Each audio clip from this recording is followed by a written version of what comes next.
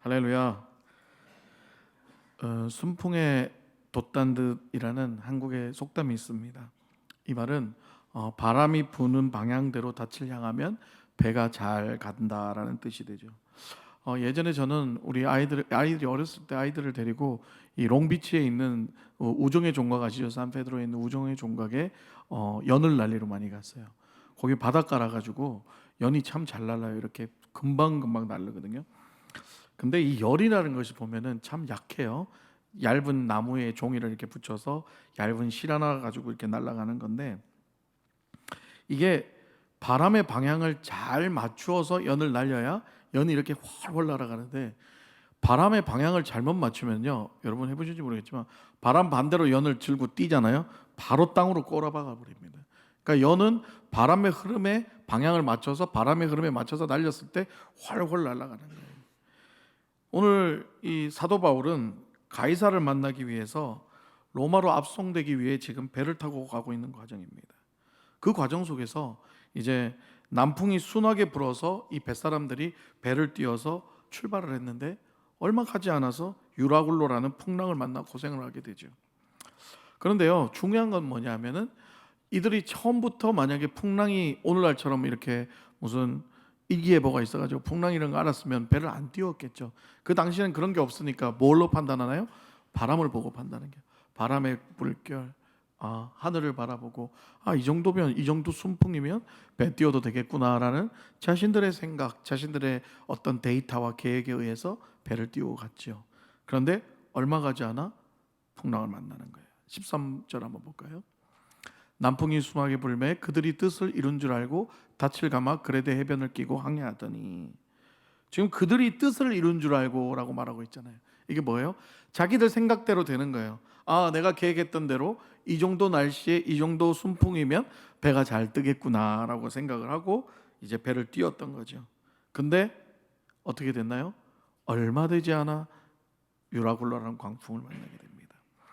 여러분, 우리 인생들이 좀 그렇지 않나요? 내가 계획한 대로, 내가 생각한 대로 너무 잘 돼가요. 너무 잘 돼요. 그리고 내가 하는 사업들도 내가 생각한 대로 너무 잘 돼갑니다. 아무 일도 없어요. 그러면요, 그 잘 된 게 누구 때문에 됐다고 생각하세요? 내가 좀 똑똑하네. 내가 조금 능력이 있구나. 내가 좀 잘났네라는 생각을 하게 됩니다. 그리고 자기도 모르게 우쭐해지고 교만해져요. 그리고 모든 걸 자기 멋대로 하려고 그래요. 자기 생각대로, 마음대로. 그러다가요, 갑자기 어려운 일이 닥칩니다. 어떤 일인가요? 내가 계획하지 않은, 생각하지 않은 일들이 갑자기 생깁니다. 그리고 그 일로 인해서 계속 꼬이고 뭐가 안 되기 시작하면요, 그때부터 어떻게 돼요? 실망하고 자포자기하고 그런 상황으로 되는 거죠. 이 배 탄 사람들 똑같습니다. 14절 15절 한번 보겠습니다. 얼마 안 되어 섬 가운데로부터 유라굴로라는 광풍이 크게 일어나니 배가 밀려 바람을 맞춰 갈 수 없어 가는 대로 두고 쫓겨나가다. 자, 여기서 얼마 안 돼요라는 단어를 우리는 좀 볼 필요가 있습니다. 얼마 안 돼요. 어떤 뜻인가요? 짧다는 시간이죠. 시간이 짧다는 거죠. 그렇습니다. 우리의 인생이요, 내 마음대로 잘 되는 것 같고 내 뜻대로 잘 풀리는 것 같지만 결국 하나님 보시기에 우리의 인생은 얼마 안 되는 인생이라는 거예요. 그러니까 내 것인 것 마냥 하나님과 상관없이 막 살아가는 그런 어리석은 인생들의 모습을 오늘 이 배를 통해서 보여주고 있는 거죠. 그러다가 갑자기 이 유라굴로라는, 우리 인생에 이런 유라굴로라는 풍랑으로 인해 고통을 받기 시작하면요, 어떻게 할까요? 사람이 자기 계획대로 하는 사람, 늘 자기가 계산해서 자기 스타일로 하는 사람들이 어려움을 닥치면은 어떻게 되는 줄 아세요? 딱 포기하고 하나님 앞에 맡기나요? 그렇지 않습니다. 자기의 온갖 경험과 지식과 데이터를 다 가지고 그 어려움을 헤쳐나가려고 노력을 합니다. 최선을 다합니다. 그러나 거대한 유라굴로라는 풍랑은 자기가 할 수 있는 한계가 있는 거죠. 이 뱃사공들도 똑같습니다. 이 배에 갑자기 이런 풍랑이 닥쳐지니까 그들은 어떻게 했을까요? 사도 바울에게 하나님께 기도해달라고 요청했을까요? 아니요. 그들은 풍랑이 일어났을 때 그들이 알고 있는 대처법이 있었습니다. 이런 풍랑이 일어났을 때 이렇게 해야지. 18절 19절을 함께 보겠습니다. 우리가 풍랑으로 심히 애쓰다가 이튿날 사공들이 짐을 바다에 풀어버리고 사흘째 되는 날에 배 기구를 그들의 손으로 내버리느니라. 그들의 대처 방법이 뭐였나요? 일단 자기들이 갖고 있는 짐을 버리는 거였어요. 자기들이 갖고 있는 돈, 자기가 갖고 있는 옷, 자기가 갖고 있는 모든 것들을 버리기 시작합니다. 그런데요, 사흘이 지나도 그걸 버려도 풍랑은 없어지지 않아요. 그 다음에 뭐를 버렸나요? 배에 있는 무거운 기구를 버리기 시작합니다. 왜 버릴까요? 배가 가벼워야 일단 살을 수 있으니까. 그때는요, 내가 가지고 있는 돈도 필요 없습니다. 내가 가지고 있는 좋은 옷도 필요 없어요. 내가 가지고 있는 좋은 재산, 좋은 명예, 좋은 귀금속 다 필요 없어요. 중요한 건 뭐예요? 내 생명이 가장 중요하기 때문에 다 버리기 시작합니다.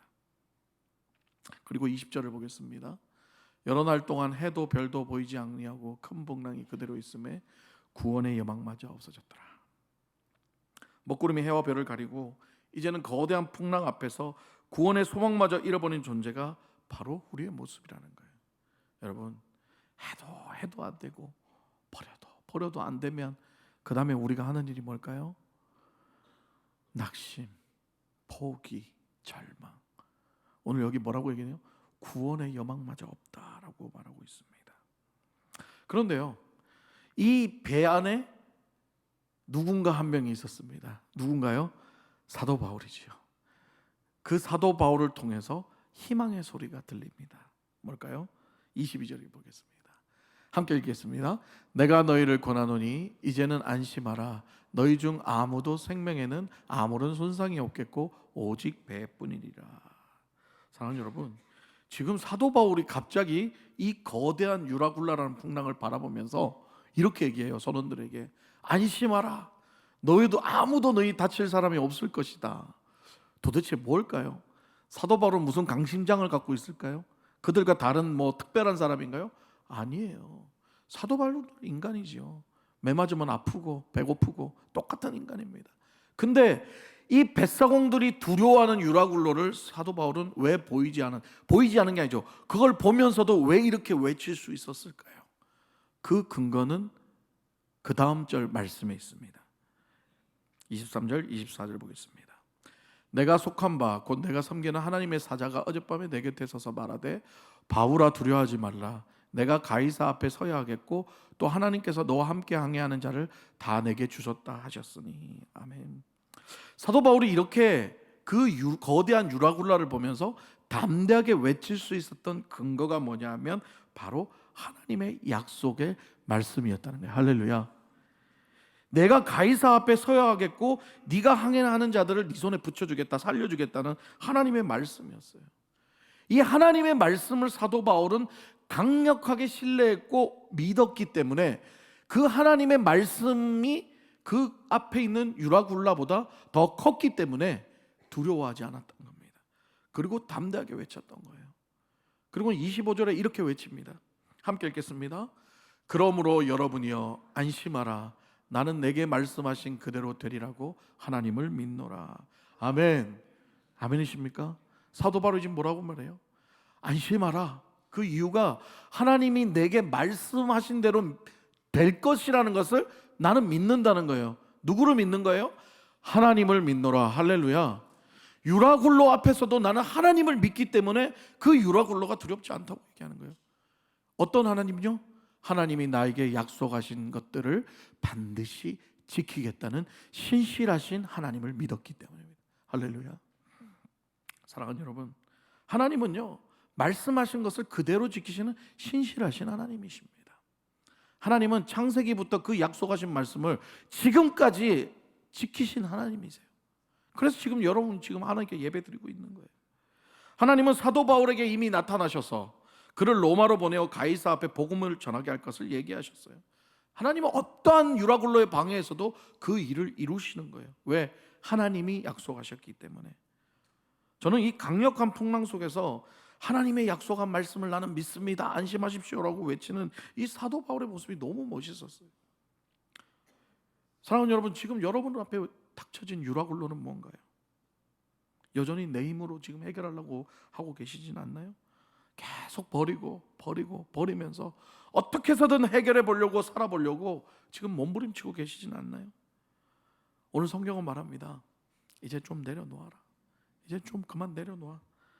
다른 것을 버릴 게 아니라 네가 하려고 했던 그 마음, 네가 가지고 있던 그 능력, 네가 의지했던 그 재물, 그 모든 것들을 다 버리고 이제는 사도 바울이 말했던 약속의 말씀만 붙들라고 지금 얘기하고 있는, 할렐루야. 그 약속의 말씀이 있을 때에, 그 약속의 말씀을 우리가 신뢰할 때에 세상 속에서의 그 거대한 유라굴라 풍랑도 우리는 사도 바울과 같이 담대히 이길 줄 믿습니다.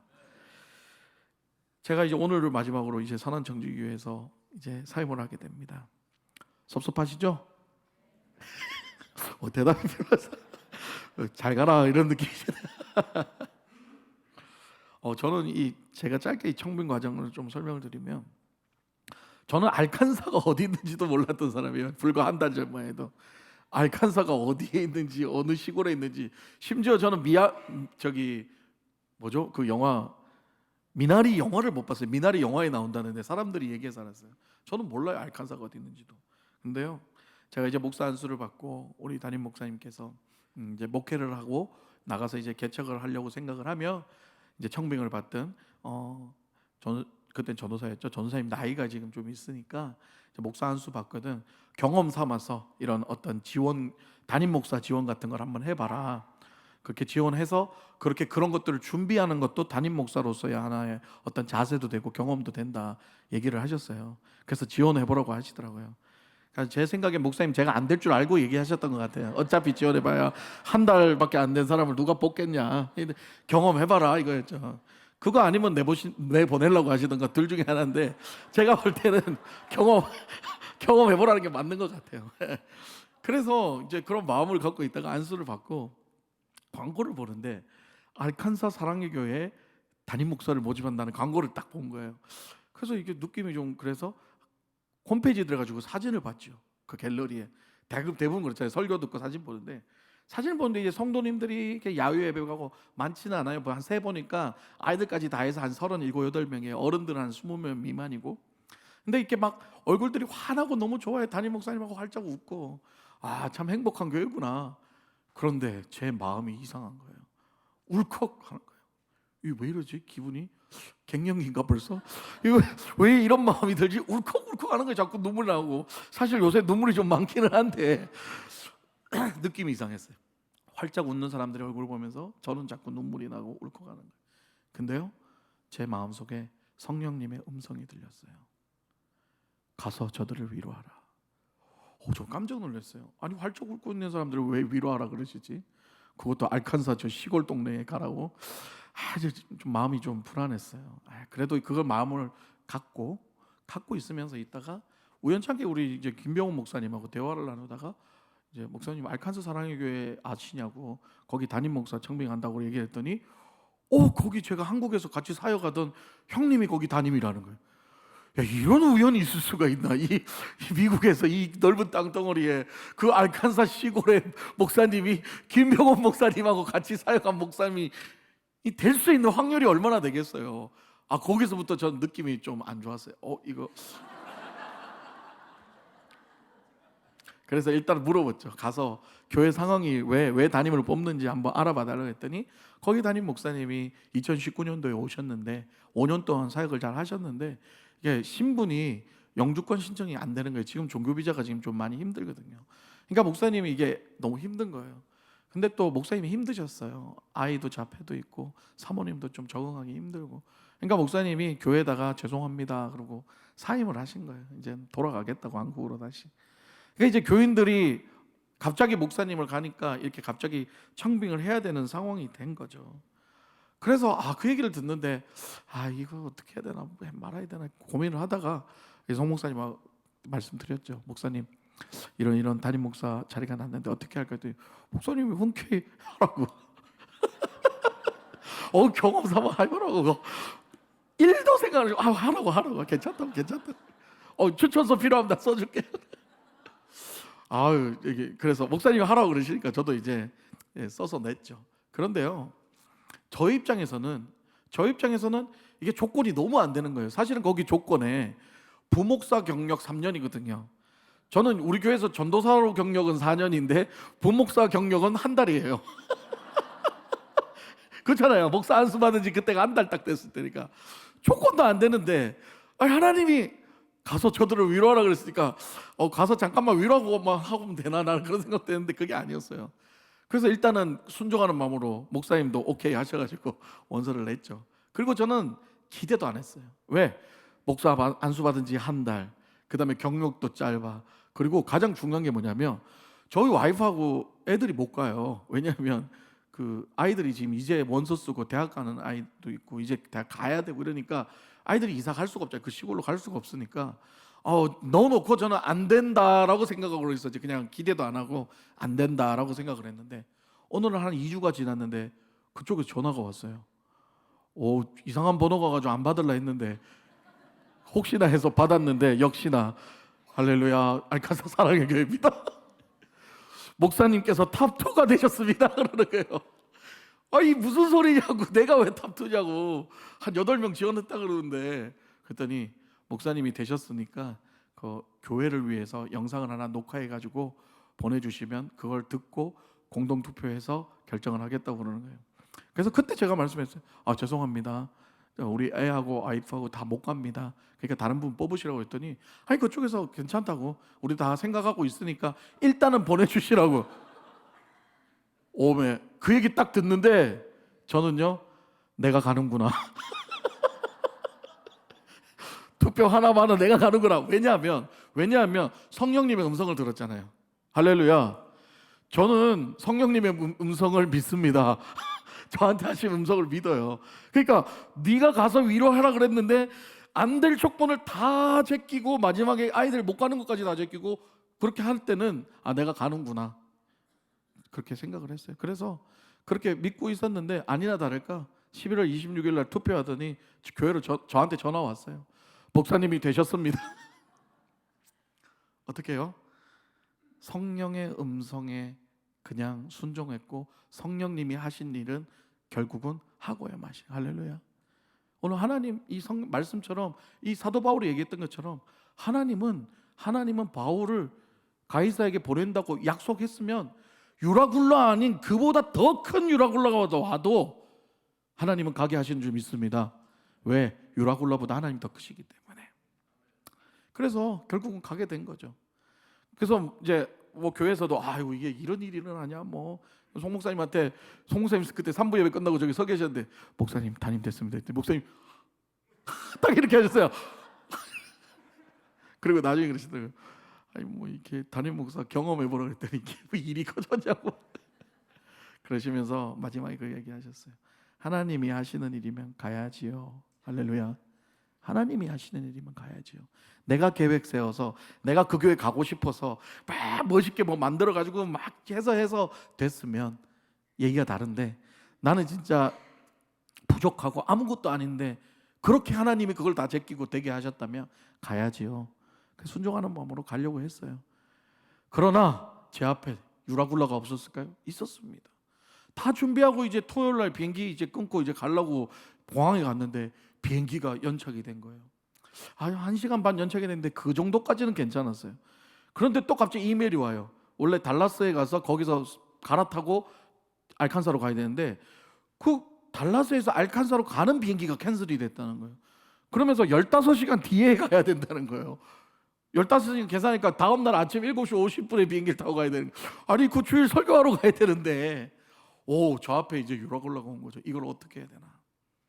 그래서 장로님한테 얘기를 했더니 장로님도 난감해 하시고, 그래서 저는 성령의 받은 음성이 있으니까 그렇게 얘기했어요. 비행기 안 뜨면 달라스 가서 제 차라도 렌트해가지고 밤새 운전해서라도 내가 가겠다고. 그러니까 나는 무조건 갈 거라고 안심하라고 얘기를 해놓고, 불안하죠. 그래서 계속 여행사 막 전화해가지고 다른 비행기 찾아가지고 겨우 찾았는데 또 우버도 안 잡히고 택시도 안 잡히고 막 그래가지고 어떻게 해요? 우리 부목사님들 전화했죠. 도와달라고, 살려달라고 그랬더니 부목사님들, 박민재 전사님 졸업식 가 있다가 갑자기 졸지에 저 태우러 와가지고 저를 태우고 공항까지 진짜 번개같이 달려가지고 공항까지 태워주고 정말 최선을 다해서 그 유라굴로를 해치려고 노력을 했습니다. 그리고 저는 총 14시간 걸려서 밤 10시에 알칸사에 도착을 했어요. 할렐루야. 저 앞에 그런 유라굴라가 있었지만 결국은 하나님이 보내시는 거니까 우리 부목사님들을 도와서 최선을 다해서 가게 하시는 거예요.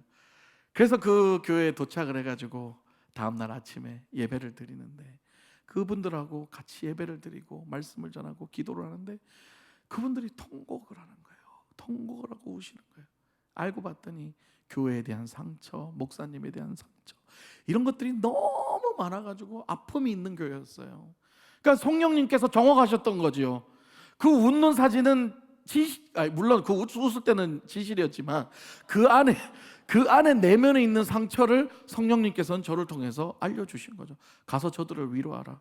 그런데 말씀을 통해서 시편 146편 말씀을 통해서 사람 의지하지 말고 하나님을 의지해라. 너희를 고아와 같이 버려두지 않는다. 하나님은 여전히 너희를 사랑한다. 말씀을 선포했을 때 그들이 그 말씀을 하나님의 사랑의 편지로 받았다고 고백을 하더라고요. 그러면서 울면서 회복이 되고 감사하다고, 목사님 와주셔서 감사하다고 그렇게 얘기를 해요. 그러면서 간담회를 하면서 저한테 그 얘기를 하더라고요. 목사님, 장로님도 그 얘기를 하시고 세 분이 그 얘기를 하셨어요. 이번에 목사님 못 오시면 저희 교회 문 닫으려고 얘기 다 끝냈었습니다. 저희 교회 문 닫습니다. 이제 전 그렇게 얘기했다. 목사님이 마지막 희망이었다고.